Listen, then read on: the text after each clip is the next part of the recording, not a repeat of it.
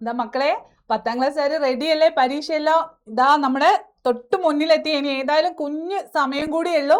അപ്പോൾ എല്ലാം റെഡിയായി സെറ്റ് ആയിട്ടുണ്ടെന്ന് പ്രതീക്ഷിക്കുന്നത്. നിങ്ങൾക്ക് കുറച്ചും കൂടി മാർക്ക് സ്കോർ ചെയ്യാനായിട്ട് ഞാൻ വന്നിരിക്കുന്നത്. അപ്പോൾ പഠിക്കാണ്ട് പോകരുത്. വിട്ടുപോയ ആളുകൾ ഈ കാര്യങ്ങൾ ഒന്ന് ഓർത്ത് വെച്ചിട്ട് പോകണം കേട്ടോ. മാർക്ക് നഷ്ടപ്പെടുത്തരുത്. ഫുൾ A+ ആയിരിക്കണം 10ാം ക്ലാസ്സുകാർക്ക് എല്ലാവർക്കും. ഓൾ ദ ബെസ്റ്റ് ഇപ്പോഴേ പറയാണ്. അപ്പോൾ നമുക്ക് നോക്കിയാലോ. ശത്രു ശാനച്ച് പദങ്ങളെ കുറിച്ച് നമ്മൾ പഠിച്ചതാണ് അല്ലെ. ശത്രുപദങ്ങളും ശാനച്ച് പദങ്ങളും ഏതൊക്കെയാണെന്ന് മനസ്സിലാക്കിയിട്ട് എഴുതാൻ വേണ്ടിയിട്ട് നമുക്ക് പരീക്ഷയ്ക്ക് എന്തായാലും ഒരു ക്വസ്റ്റ്യൻ ഉണ്ടാവും. അപ്പോൾ ഏതൊക്കെയാണ് ആ പദങ്ങൾ എന്ന് മനസ്സിരുത്തുക, പിന്നെ എടുത്ത് എഴുതുക. ഇപ്പൊ ഏത് സെന്റൻസ് ആണോ തരുന്ന ഒന്നും നമുക്ക് അറിയില്ല, എന്നാൽ കൂടി അതിനകത്ത് വരുന്ന പദങ്ങൾ ശ്രദ്ധിച്ചാൽ നമുക്ക് ശത്രുപദം ഏതാണ്, ശാനച്ച് പദം ഏതാണെന്ന് നമുക്ക് എഴുതാൻ സാധിക്കും. ശത്രന്തം, ശാനജന്തം. ശത്രു എന്ന് പറയുമ്പോൾ നേല് അവസാനിക്കുന്ന പദങ്ങളെ നമുക്ക് ശത്രുപദങ്ങളായിട്ട് കണക്കാക്കാം. അപ്പോൾ നേല് അവസാനിക്കുന്ന പദങ്ങളൊക്കെ ശത്രുപദങ്ങളാണ്. ശത്രുന്ന് അങ്ങോട്ട് ഓർക്ക് വെക്കുക കേട്ടോ. ശത്രുന്ന് അങ്ങോട്ട് മനസ്സിൽ വെക്കുക. ടിപ്പായിട്ട് പറയണേ. അപ്പോൾ നിങ്ങൾ മറക്കാണ്ടിരിക്കാൻ ശത്രുൻ. പിന്നെ ശാനജ് പദങ്ങളിൽ നമ്മൾ എപ്പോഴും ലാസ്റ്റ് നെഹായിൽ അവസാനിക്കും. ഏതാണ്? നെഹായിൽ അവസാനിക്കുന്ന പദങ്ങൾ. അപ്പൊ പശ്യൻ എന്ന് പറഞ്ഞു കഴിഞ്ഞാൽ ശത്രുപദാണ്.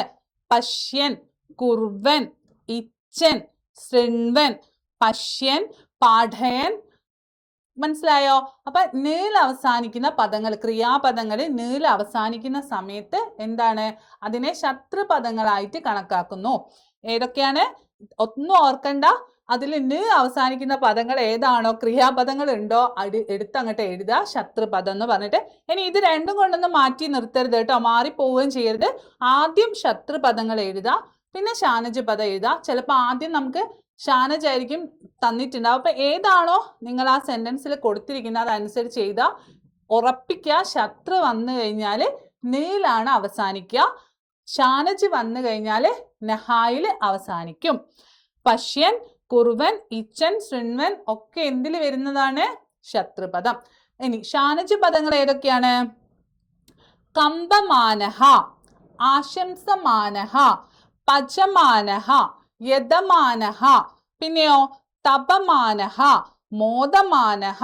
നമുക്ക് കിട്ടുമല്ലോ നെഹായിൽ അവസാനിക്കുന്ന പദങ്ങളായിട്ട്. കമ്പമാനഹ, ആശംസമാനഹ, യദമാനഹ, പചമാനഹ, തപമാനഹ, മോദമാനഹ. ക്ലിയർ അല്ലേ? നെഹായിൽ അവസാനിക്കുന്ന പദങ്ങളെ ശാനജ് പദങ്ങൾ എന്നും നീൽ അവസാനിക്കുന്ന പദങ്ങളെ ശത്രുപദം എന്നും കണക്കാക്കിയിട്ട് എഴുതാം കേട്ടോ. അപ്പോൾ അത് കിട്ടുന്ന ഉറപ്പിക്കാം.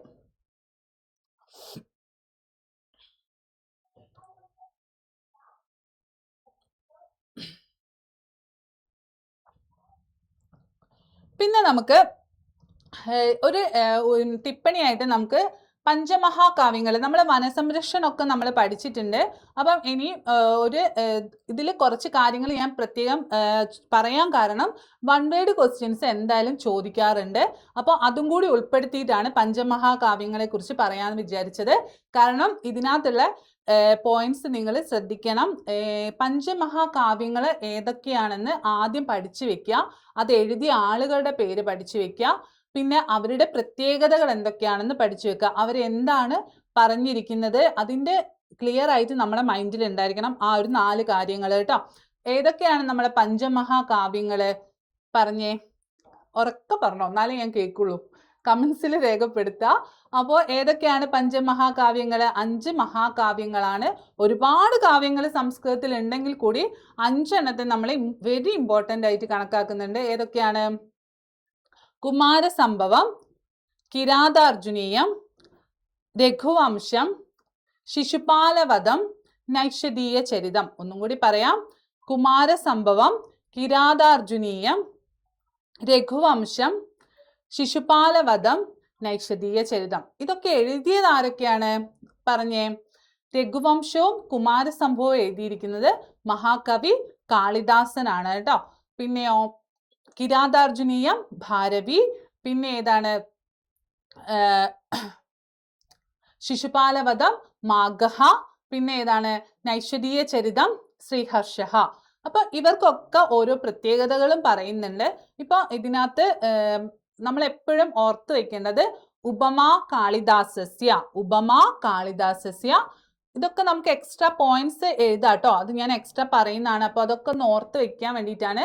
ഉപമാ കാളിദാസസ്യ ഭാരവേരർത്ഥ ഗൗരവം ദണ്ഡിനഃ പദലാളിത്യം.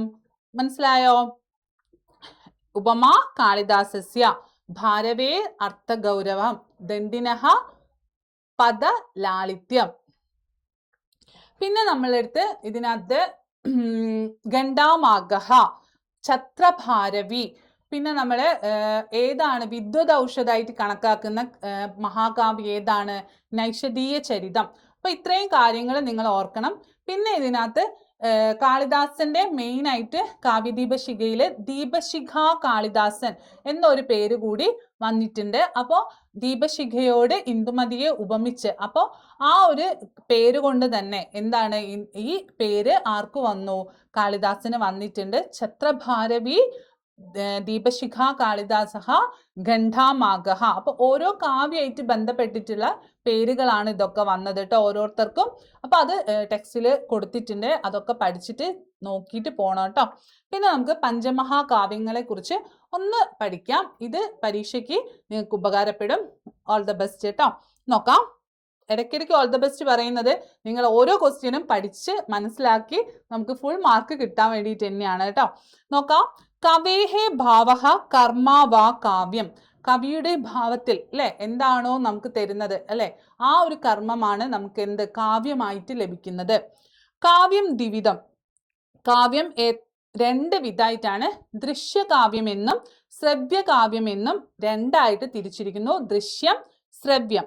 നാടക ചലച്ചിത്രാദീനി ദൃശ്യകാവ്യാനി ഭവന്തി. നാടകം, ചലച്ചിത്രം എന്നിങ്ങനെ ദൃശ്യകാവ്യങ്ങൾ ഉണ്ട്. ഏതൊക്കെയാണ്? നാടകം, ചലച്ചിത്രം കേട്ടോ. താനി ദർശനേനാഭി ആസ്വാദിതും ശക്യന്തേ. ചിലത് നമുക്ക് ദൃശ്യകാവ്യങ്ങൾ എന്താണ്, അതിൽ നമുക്ക് കാണാൻ സാധിക്കുന്നതിനെയാണ് ദൃശ്യകാവ്യങ്ങൾ എന്ന് പറയുന്നത്. ശ്രവ്യകാവ്യങ്ങൾ എന്ന് പറഞ്ഞാൽ മഹാകാവ്യങ്ങളെ പോലെ എഴുതിയിട്ട് കേട്ട് പഠിക്കുന്നതാണ് നമ്മൾ എന്ത് പഞ്ചമഹാകാവ്യങ്ങൾ കേട്ടോ. അപ്പോൾ നമുക്കത് കാണാൻ സാധ്യമല്ലല്ലോ. ചലച്ചിത്രങ്ങൾ അതൊക്കെയല്ലേ നമ്മൾ ഡോക്യുമെന്ററികൾ ഇങ്ങനത്തൊക്കെയല്ലേ നമ്മൾ കാണുന്നുള്ളൂ. ശ്രവ്യകാവ്യം തു ശ്രവണേന ഏവം ആസ്വാദിതും ശക്യത. നമുക്ക് ശ്രവ്യകാവ്യം എന്ന് പറഞ്ഞാൽ ചെവിയിലെ നമ്മൾ കേട്ട് പഠിക്കുന്നതാണ്. മറ്റേത് നമുക്ക് എന്ത് ചെയ്യാൻ പറ്റും? കാണാനും കൂടി സാധിക്കും. മഹാകാവ്യാദീനി ശ്രവ്യകാവ്യാനി ഭവന്തി. മഹാകവി കാളിദാസഃ ഭാരവി മാഗഹ മേൽപ്പത്തൂർ നാരായണ ഭട്ടപാദഃ സുകുമാര കവി ഇത്യാദേഹ മഹാത്മനഃ സംസ്കൃതേ പ്രസിദ്ധാഹ കവയഃ ഭവന്തി. നമുക്കറിയാം ആരൊക്കെയാണ്. നമുക്ക് സംസ്കൃതത്തിലെ മെയിൻ ആയിട്ടുള്ള കവികളെ പേരുകൾ ഒന്ന് മെൻഷൻ ചെയ്യാം. കാളിദാസഃ, ഭാരവി, മാഗഹ, മേൽപ്പത്തൂർ നാരായണ ഭട്ടപാദഃ. നിങ്ങൾ പഠിച്ച കവികളെ പേരൊക്കെ നിങ്ങൾ മെൻഷൻ ചെയ്തോളൂ, ഒരു കുഴപ്പമില്ല. എന്ന് വെച്ചാൽ സംസ്കൃതത്തിലുള്ള കവികൾ കേട്ടോ. സുകുമാര കവി ഇത്യാദേഹ മഹാത്മനഃ സംസ്കൃതേ പ്രസിദ്ധാഹ കവയഃ ഭവന്തി. സംസ്കൃത സാഹിത്യെ പഞ്ചമഹാകാവ്യാനി പ്രസിദ്ധാനി. തേഷു മഹാകവി കാളിദാസസ്യ കുമാരസംഭവം. കാളിദാസന്റെ കുമാരസംഭവം, രഘുവംശം, മാഘന്റെ ശിശുപാലവധം, ഭാരവിയുടെ കിരാതാർജുനീയം, ശ്രീഹർഷസ്യ നൈഷധീയ ചരിതം ച പ്രതിദാനി. ഏതേഷാം കൃതീനാം പഠനേന തത്കാലീന ജീവനസ്യ ജീവിത വ്യവസ്ഥാമപി ജ്ഞാതും ശക്യതേ.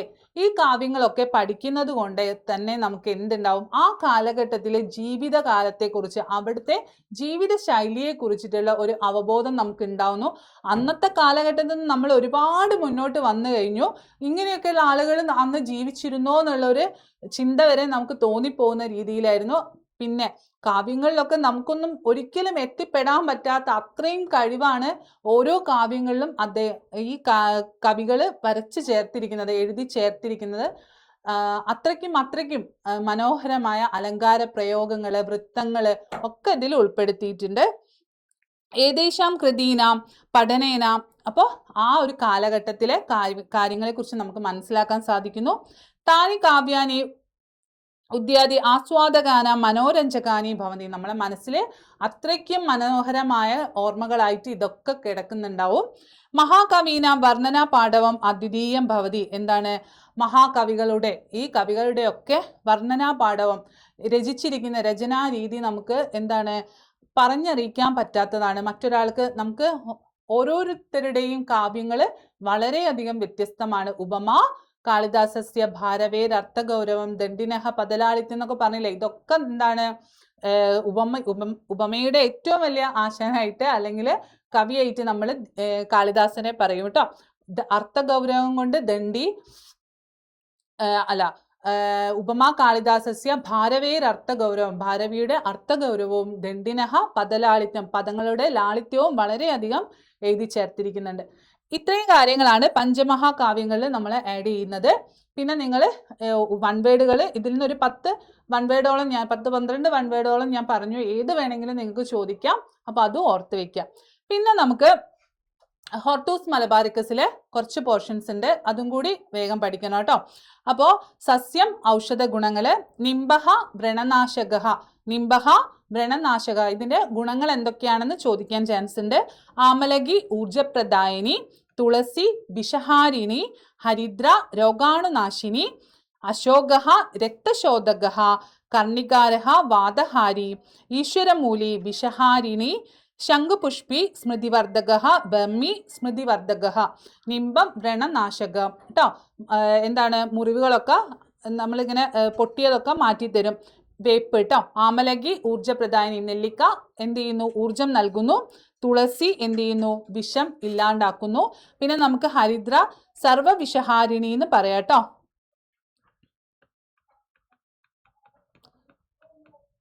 പിന്നെ അശോക രക്തശോധക, കർണികാര വാദത്തെ ഇല്ലാണ്ടാക്കുന്നു. പിന്നെ ഈശ്വരമൂലി വിഷഹാരിണി, പിന്നെ ശംഖുപുഷ്പം സ്മൃതി വരുത്തുന്നു, ഓർമ്മശക്തി വരുത്തുന്നു. ബ്രഹ്മി ബുദ്ധിശക്തിക്കും ഓർമ്മശക്തിക്കും പറ്റും. അപ്പോൾ ഓപ്ഷൻസ് നോക്കിയിട്ട് ചെയ്യുക കേട്ടോ. ഇത്രയും കാര്യങ്ങളാണ് നിങ്ങൾ പഠിച്ചു പോകേണ്ടത്. ഒരുപാട് കാര്യങ്ങളുണ്ട്. അതിൽ ഇമ്പോർട്ടൻ്റ് ആയിട്ടുള്ള പിന്നെ സമാനാർത്ഥക പദങ്ങൾ എല്ലാ പാഠത്തുനിന്നും കൃത്യമായിട്ട് പഠിച്ചിട്ട് പോകണം കേട്ടോ. എന്തായാലും ചോദിക്കും. 1ഉം 2ഉം ക്വസ്റ്റ്യൻ, ഒന്നാമത്തെ ക്വസ്റ്റ്യനും അതായിരിക്കും. പിന്നെ ത്വാന്തം ലബന്ധം തുമനന്തം ഇങ്ങനെയൊക്കെ ഉണ്ടാവും. പിന്നെ പദ്യങ്ങളിൽ നിന്ന് ചോദ്യം വരാം. അപ്പോൾ എല്ലാവർക്കും എല്ലാവിധ ആശംസകളും നേരുന്നു. ധന്യവാദ. പുനർമിലാമ.